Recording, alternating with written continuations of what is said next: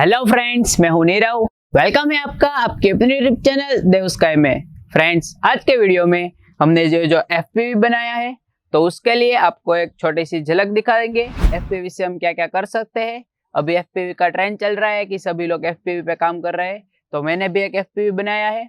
उसमें मैंने यूज़ किया है Mamba F4 और रेडी टू स्काई की BLDC मोटर, ऑरेंज की वो बैटरी, BLL की ESC, यही सारी चीज़ें हैं। उसकी सारी डिटेल्स मैं आपको डिस्क्रिप्शन में दे दूंगा। चलिए अब हम इसकी फ्लाइट देखते हैं।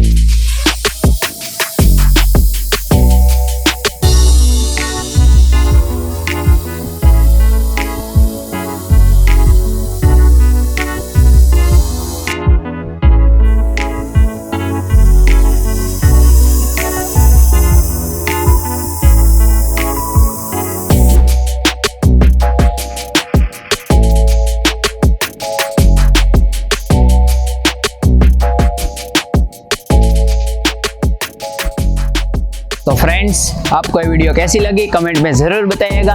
अगर आप चाहते हो कि इस पर हम पूरा वीडियो सीरीज बनाएं तो आप हमें कमेंट में बता सकते हो और पोल सेक्शन में बता सकते हो।